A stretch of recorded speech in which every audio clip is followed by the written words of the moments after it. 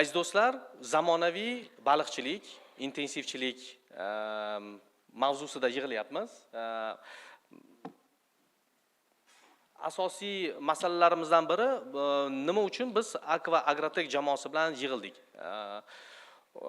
Bu o'zimizni 7 yillik, 8 yillik tajribamiz davomida doimiy duch kelayotgan muammolarimiz, masalalarimiz va o'sha muammolar bilan yolg'izlanib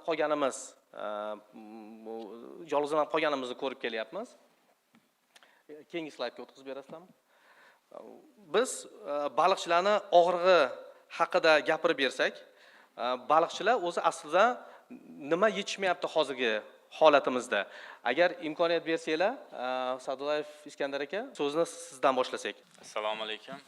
Xush kelibsizlar. Shuncha uzoqdan kelib, bizga vaqt ajratib, mana Eron davlatidan, Qozog'istondan, Qirg'izistondan, Tojikiston va Xorazmdan, Vodiydan, hamma viloyatlarimizdan kelgan mehmonlar, bizning hamkasblar. Biz bu Aqua Agrotek jamoasi nimaga Aqua Agrotek deb nomladik, nima qilmoqchimiz, o'zi nimaga yig'ildik, nimalar olamiz, kimda qanaqa savollar bor degan mavzuda gapiradigan bo'lsak, shu jamoa, men o'zim 8 yillik baliqchiman. Mana 6 yildan beri baliq yem sohasida, baliqni yana uskunalari, har xil texnologiyalarini joriy qilish bo'yicha o'zimni har xil eksperimentlarimni qilganman. Mana bu yerda aka-ukalar ko'pchiligi bilan tanishmiz, bilishadi. Biz o'zimizda ham baliqchilik xo'jaligimiz bor va mana chet el davlatlaridan necha yildan beri uskunalar, ozuqalar olib kelib sotyapmiz. Bu faqat uyushmagan holda qilganmiz-da oldin. Uyushmagan deganim hech kim bilan kelishmagan, hech qanaqa rejalashtirilmagan, hech qanaqa haligi yuridik kelishuvlarsiz, natijalari aniq bo'lmagan proseslarni qilganmiz. Mana endi asosiy narsa hozir bu yerda odamlarni, mana baliqchilarni qilayotgan mehnatlarini samarali qilish, mehnat unumdorligi. Mana kecha kunda statistikada men ham ko'rdim, O'zbekiston dunyoda 113-o'rinda turar ekan inson mehnatini effektivligi bo'yicha. Bizda juda yerimiz katta, imkoniyatlarimiz bor, lekin unumdorlik yo'q. Masalan, gektarida 2-3 tonna baliq olamiz, uni ham zo'r deb qabul qilamiz. Men o'z tajribamda ochiq prutda 28 tonnagacha baliq olganman 1 gektardan. Mana hozirgi kunda 60 tonnagacha olishyapti. Men bu eksperimentimni 4-5 yil oldin qilganman. Keyin mana intensivlashishga o'tib ketyapmiz. Bu yerda texnologiyani qanday joriy qilamiz, qurilishlarni qanday qilamiz, uskunalarni qayerdan olamiz, qanaqasini olamiz, ertaga uni kasalliklariga kim javob beradi? Mana oxirgi 2-3 yilda juda katta patok kasalliklarga uchrayapmiz. O'zbekistonda kerak bo'lsa noma'lum yoki noma'lum bo'lmaganda ham yechimi yo'q kasalliklar ko'p chiqyapti. Shularga muammolarni uyushib, bitta call center qilib, bitta katta jamoa bo'lib, butun O'zbekiston baliqchilari, markaziy Osiyo baliqchilari yig'ilib, hammaga o'z ilmlarini berib, yig'ib qiladigan jamoa qilmoqchimiz. Bu ko'chma laboratoriyalar, ertaga mutaxassis chet eldan, Xitoydan, Erondan keladigan doktorlar, yana ilmiy yechimlar, qanchalik mana biznes deb qarasa baliqchilikda qancha pul tikadi, qanaqa boshlaydi, qanaqa proseslarni boshdan kechiradi, kimga uchrashadi, kimdan oladi, shu narsalarni xudo xolasa kelishib olib, takliflar bilan, ilmiy mutaxassislar bilan aniq faktlarga ega bo'lgan holatda yurg'izamiz degan maqsadda mana shu jamoa yig'ildik. Xudo xolasa mana kun davomida bizda har xil sizlar uchun roliklar, naqalar, mana mutaxassislarning chiqishlari, Eron bilan video aloqa, shu yerda o'zida ham mana Erondan mutaxassislarimiz, yem-zavod rahbarlari, doktorlar o'tiribdi. Sizlarning savollarga birma-ketin javob beramiz va takliflarimizni, nima o'ylayotganimizni ochib beramiz inshaalloh. Katta rahmat. Dilmurod aka, hozir baliqchilarni nima muammo qiziqtiryapti deb o'ylaysiz? Nima muammoga duch kelishyapti? Assalomu alaykum, hurmatli baliqchilar. Bugun bir yaxshi forumda yig'ildik. Bu yig'ilishimiz ilm odamlari, boshqaruv odamlari, yetkazib beruvchilar, baliq yetishtiruvchilar hammasi bir joyga jam bo'ldi. Bu juda yaxshi narsa. Bugungi kunda yuzaga kelayotgan muammoni bir yechimini topishni osonlashtiradi. Shu paytgacha Iskandarbek aytgandek, hamma qaysidir ma'noda juda stixiyali desak ham bo'lmaydi, davlat tomonidan berilayotgan ko'maklar asosida rivojlanishga bosqichma-bosqich erishib keldik. Endi bugun baliqchilikning muammosini ko'radigan bo'lsak, baliqchilik O'zbekistonda bir yaqqol biznes sifatida shakllandi va har tomonlama muammolar yuzaga kelishni boshladi. Buni o'zi iqtisodiy nuqtai nazardan qarayotgan bo'lsak, baliqchi har qanday sohani rivojlanishiga uni bunga mahsulotga bo'lgan talab va taklif hal qiladi masalan. Bir zamonlar bor edi, O'zbekistonda talab juda katta edi baliqqa. Taklif juda kam edi. Chunki baliqchilik xo'jaliklarimiz kam edi, yetishtiriladigan miqdordagi baliqlarimiz kam edi. Baliq narxi o'sha paytda dollarning qiymati juda kuchli bo'lishiga qaramasdan 10 dollargacha ko'tarilishi mumkin bo'lgan holatlar bor. Bugun sekin-sekin shu narsani ko'paytirdik baliqning miqdorini. Miqdoriy nuqtai nazardan biz ma'lum bir darajaga yetib keldik. Lekin talab o'zgarishni boshladi.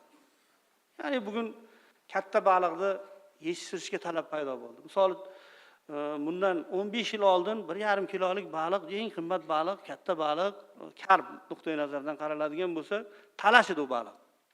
Bugun 1 kilo 700 gacha bo'lgan baliqni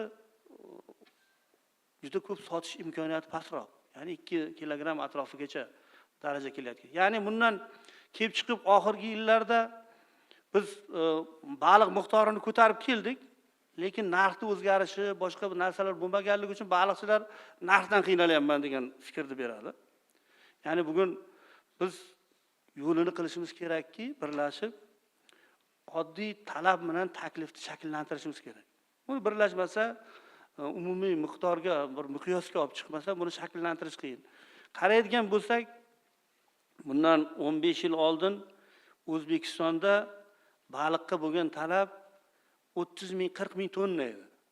Chunki baliq qimmatida yeydigan odam juda kam edi, talab kam edi.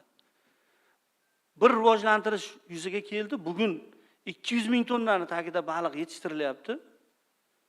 Lekin talab haligacha qongan yo'q. Ya'ni biz baliq ko'p bo'lsa qanday sotilar ekan degan muammo bo'lish kerak o'zi. Aslida aholimiz misol uchun o'sha 10 yil ichida ko'paygan bo'lsa 6-7 million ko'paygan bo'lishi mumkin. Lekin talab 3 barobar, 4 barobar oshib ketdi.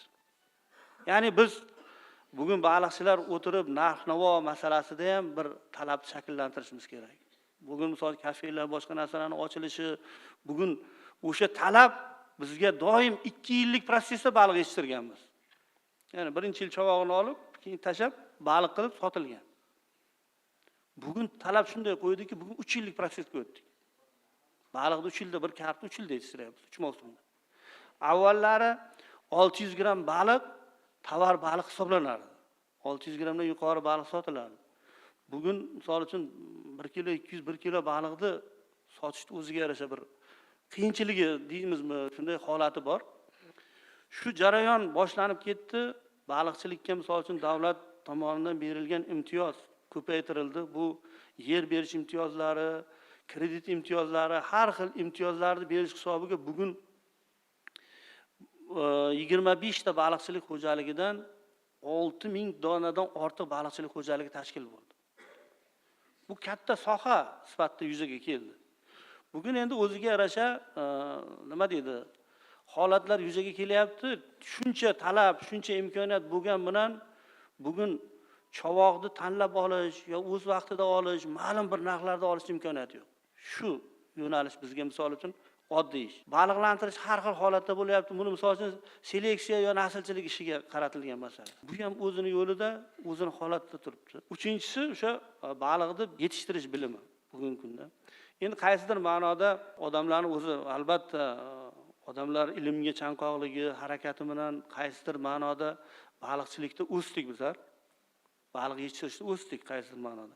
Bunga balkim o'sha har olimlarimizni, o'sha tajribali baliqchilarimizni, o'sha Dilshod aka rahmatli eslasak bo'ladi, qaysidir ma'noda oyoqqa turg'izish darajasiga bergan yordamlari bo'lgan bo'lishi mumkin. Qaysidir darajada u yordam berildi, baliqchilar o'zi harakat qildi. Aylanib keldik. Bugun muammo bo'layotgan masala biza o'sha baliqni yetishtirish masalamiz. Baliqni baliqlantirishdan tortib kasallikni boshlaymiz toki uni o'stirib sotgungacha darajada. Kasallik tinimsiz. Qayerdadir oziqlantirishni buzib qo'yamiz, qayerdadir baliqlantirishni buzib qo'yamiz, qayerdadir o'stirishni buzib qo'yamiz. Shu jarayon tinimsiz kasalliklarni, har xil kasalliklar, ya'ni intensivlashtirish darajasi oshishi bilan kasalliklarning soni ham, uni davolashni qiyinligi ham oshib boryapti kundan kun. Kasalliklar bizga misol uchun asosiy yuzaga keladigan masala. Endi bugun hamma narsani mayli qaysidir ma'noda yechimini topayapmiz degan joyimizda bugun suv masalasini muammosi. Bugun yer, suv masalasi, misol baliqchilikni ko'paytirish uchun yer, suv bo'lsa kengaytirib ketaverishimiz mumkin. 1 gektar maydonda misol uchun 1000 ta yo 1200 ta kartof tashlab, 1000 ta talstolovik tashlab baliqni xohlagancha ishlab chiqarishimiz mumkin. Lekin yer bilan suv masalasi chegaralangan. Bugun davlat tomonidan ham imtiyoz berilyaptiki, baliqchilar shu imtiyozdan foydalanib intensiv usulga yoki yarim intensiv usulga o'tib olsin degan. Endi dunyoni ko'radigan bo'lsak, bugun O'zbekistonning holatini ko'radigan bo'lsak, dunyo ham juda rivojlanib boryapti. Baliqchilik hali bu bir to'xtam bilimga ega bo'lgan narsa emas. Ya'ni bilimi to'xtab qolgani yo'q. Bugun mana bu soha bo'lib tugadi, oxirga yetdik degan masala yo'q. Kundan kunga 1 metr kub suv hajmiga yetishtiriladigan baliqning miqdori kundan kunga ko'payib boryapti. Misol bir yem oladigan bo'lsak, 1 kilo yem, 1 kiloga 1 kilo yoki undan pastgacha bugun misol avvallari 3 kilo, 2 kilo yem berib 1 kilo baliq qilinadigan bo'lsa, bugun 1 kilodan pastga ham baliq yetishtirish imkoniyati bo'lyapti. Bugun texnologiyalar chiqib ketdi. Misol arzimagan 10 gektarda misol uchun 1000 tonna baliq yetishtirish ham bunday osonroq ish bo'lib qoldi, o'sha suvni aylantirish hisobiga. Bugun shunaqa texnologiyalar chiqib ketdiki, o'sha 1 gektarda ham 2000 tonna baliq yetishtirish imkoniyati paydo bo'ladigan texnologiyalar chiqib ketdi. Bu misol har xil holatlarda, har xil texnologiyalarning kirib kelishi, har xil yemlardan foydalanish, har xil kasalliklardan foydalanish bu darajasi ko'payib borayotganligi bugun bir birlashishimiz, hamma sohani xodimlarini birlashib, bir qaysidir ma'noda bir platformada yig'ilib, shu masalaning yechimini va baliqchilarga yanada bir ko'proq imkoniyat yaratish, yanada bir foydali bo'lishini ta'minlash uchun qilinadigan harakatlardan birinchisi mana shu forum deb o'ylayman. Kelajakda bundan ham yaxshi forumlar, imkoniyatlar ochilib borilaveradi. O'ylaymanki, ochiq suhbat, ochiq muloqot bilan o'zimizning muammolarimizga mana shu yerda yechim topamiz degan niyatdaman. Rahmat. Katta rahmat, katta rahmat. Mana slaydga e'tibor berishingiz mumkin. Asosiy intensivchilik yo'nalishidagi masalalarimizdan biri aytaylik mahsulotni sotishimizga, ya'ni talab bo'lgandan keyin mahsulotni ko'proq yetishtirishimiz kerak deb aytdingiz, Dilmurod aka. Va shu bilan birgalikda o'sha mahsulotni kerakli miqdorda, kichkina joyda, maksimal yuqori sifatda yetishtirish dolzarb masalalardan bittasi. Biz aynan intensivchilik, yarim intensivchilik tizimlariga gapirib o'tyapmiz. Bu albatta qandaydir balanslashgan yemlarsiz yokida zishlik yuqori bo'lganda o'sha yuqorida aytilgandek kasalliklar mavzulari bu juda dolzarb masalalar bo'ladi. Chunki yuqori zishlikda kasallik juda tez avjiga chiqib ketish ehtimollari borda va shu bilan birgalikda samaradorlik ham yetarli darajada bo'lmay qolishi mumkin. Ya'ni mana siz Iskandar aka aytdingiz, 20 tonna, 30 tonnagacha ham hosildorlik olyapti, 60 tonnagacha ham olayotganlar bor. Kimdir o'sha ko'ldan 1, 2, 5, 10 tonna olyapti, kimdir 20, 30 tonna olyapti. Bu ham hammasi o'sha samaradorlikka borib taqalyapti. Va biz Aqua Agrotek jamoasi bilan keyingi slaydga o'tkazinglar. Aqua Agrotek jamoasi bilan aynan o'sha 3 ta masalani qamrab olsak, bu o'sha texnologiyalar. Qanday texnologiyalarimiz bor? Shu intensivlashtirish yo'nalishlarida. Bu narsalarni biz bilamiz. Qaysidir joyda o'rgatib kelinadi, yordam beriladi, lekin o'sha jamlanib bir joyda bilim ko'nikmalarini tarqoq sifatida emas, yakkalik bilan birgalikda texnologiyani bo'lishishni ustuvor vazifa sifatida qo'yapmiz. Ikkinchisi, texnologiya bo'lgandan keyin albatta intensivchilik yemsiz bo'lmaydi. Doimiy, uzluksiz mahsulotlar bo'lishi kerak. Bu bizani ikkinchi bo'limimiz va aynan yemchilikka ham bugunning o'zida qattiq e'tibor berganmiz. Muhtaram Eron Islom Respublikasidan kelgan mehmonlarimiz mavjud. Bular bo'yicha o'sha ikkinchi bo'limimizda chuqurroq suhbat olib boramiz va kasalliklar, profilaktika, mana laboratoriyalar qilamiz dedik. Va shunga o'xshash bilimlarni, ko'nikmalarni, doktorlarni kerak bo'lsa chet ellardan ham jalb qilish imkoniyatlarimiz mavjud, to'g'rimi? Nima uchun qila olmaymiz shu narsani? Agar jamlansak, birlashsak, o'sha bilimlarni olsak, hammamizga manfaat bo'ladigan darajada. Xo'sh, biz bilan ishlash qanday amalga oshiriladi? Keyingi slaydga o'tkazinglar. Xo'sh, qanday bizning yondashuvimiz asosiy 4 ta bosqichdan iborat. Birinchisi, har bir xo'jalik, har bir tizim, har bir sharoit baliqchi uchun o'sha moslashgan o'zini texnologiyasini tashkillashtirsak. Uni uzluksiz ta'minot bilan ta'minlab tursak, ya'ni bu yem bo'ladimi, uskunalar bo'ladimi, bilim bo'ladimi, texnologiyalar bo'ladimi, albatta doimiy nazorat ostida. Chunki qaysidir holatda o'sha ilmlarni tatbiq etish joyda, amalda har doim ham oson bo'lmaydi. Unga doimiy nazorat kerak bo'ladi. Shu bilan birgalikda natijani ham ola olsak birgalikda. Va albatta keyingi slaydimizda xalqaro hamkorlikga qattiq urg'u berganmiz. Nima uchun? Chunki bizdan O'zbekiston ancha oldida, ancha bilimlarga chanqoq davlat hisoblanadi, lekin intensivchilikda bizdan avvalroq yurgan davlatlar mavjud. 10 yil, 15 yil, 20 yil oldingi texnologiyalar ularda уже tatbiq etilgan. O'sha narsani yangitdan tashkil etmasdan o'sha tayyor bilimni, tayyor texnologiyani olib kelib, lekin adaptatsiya qilib, ya'ni o'zimizni sharoitga moslashtirgan holda tatbiq etsak. Bu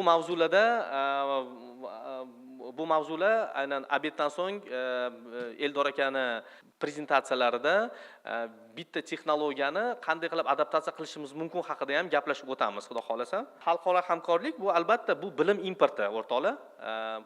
O'sha bilim importini O'zbekistonga olib kelish, moslashtirgan holda va bilim almashinuv. Qaysidir paytda biz ham jamoa sifatida davlatlarga tashrif buyurishimiz yokida agar bora olmasak, o'sha mutaxassislarni olib kelib, o'sha O'zbekistonda kerak bo'lsa 1 oy, 2 oy davomida ularni aynan xo'jaliklarga olib borib, o'sha yerda seminar, kurs, darsliklar bu narsa yoki kelishilgan to'lov asosida yokida o'z zimmamizga olgan holda qilish imkoniyatimiz bor, to'g'rimi? Keyingi slaydimizda aynan forum haqida gapirib o'tyapmiz. Nimaga o'zi bizga forum kerak? Forum, misol uchun bilimlarimiz bor, lekin ular hamma joyda tarqoqlik sifatida ketyapti. Buni biz markazlashtirgan holda ko'rishni xohlayapmiz. Bir joyda jamlab. Bunaqa forumlar, misol uchun mana bugun bo'layotgan bo'lsa, bu yil davomida balkim yil yakunida yana bir katta forum tashkillashtirish mumkin. Lekin shu joyning ichida seminarlar, viloyat tashkillashtirishimiz mumkin. Agar qiziq bo'ladigan bo'lsa, sezonga kirishdan oldin yokida sezonni eng avjiga chiqishidan oldin yokida avji paytida misol uchun kasalliklar chiqish biz bilamiz-ku, qaysi holatlarda kasallik avjiga oladigan etaplari bor. Shu narsalarni ham o'rtaga tashlagan holda hamma bilan hamohanglikda bajarishni oldimizga maqsad qilib qo'ydik va Iskandar aka to'g'ri aytdilar, bu narsani kafolatlagan holda brend asosida ertaga javobgar bo'lish kerak. Misol uchun ta'minotchi bo'lgandan keyin mahsulotingiz, yemingiz, chovoqlaringiz, uskunalaringiz sizga o'zi kerakmi aerator? 2 parreli kerakmi yoki 4 parreli kerakmi yokida oddiy Eron aerator deymiz, fontan qilib o'tadi. Yoki shunisi kerakmi? Qaysi biri qanday qilib farqlanadi? Bularni hammasini kerak bo'lsa olish kerak. Kerak emas bo'lsa nima uchun bu narsani ishlatamiz degan savol tug'iladi. O'sha narsalarning bilimlarini berishga o'z maqsadimiz qilib qo'yganmiz va bizni missiyamiz keyingi slaydimizda ko'rishinglar mumkin. Bizni missiyamiz aynan fermerlarni tasodifiy natijadan rejalashtirilgan natijaga olib o'tish. Ya'ni hozirgi intensivchilikda bizda eng muhim narsalardan bittasi, ya'ni doimiy hisob-kitob, doimiy kontrol, hovuzingizda qancha baliq borligini bilganingizdan keyin, qancha ozuqa berganingizni bilganingizdan keyin, qanday unga ishlov berganingizdan keyin sizda yakunda qancha mahsulot yetishtirilishi aynan yaqqol ko'rinib turadi. Basseyn sharoitida aniq beradi. Kichkina hovuzlar sharoitlarida ham buni ham ko'rishimiz mumkin. Ya'ni ekstensivga agar solishtiradigan bo'lsak. Va yakunda savol bilan murojaat qilmoqchiman o'rtoqlar. Biz o'zgarishlarga o'zi tayyormizmi, yo'qmi? Aqua Agrotek jamoasi o'zgarish tarafdori o'rtoqlar. Buni xohlaymizmi, xohlamaymizmi, vaqt kutib turmaydi. Qaysidir etapda baribir shunga o'tishimiz kerak. Aziz do'stlar, hammani o'zgarishga chorlaymiz. Katta rahmat deb aytib qolaman.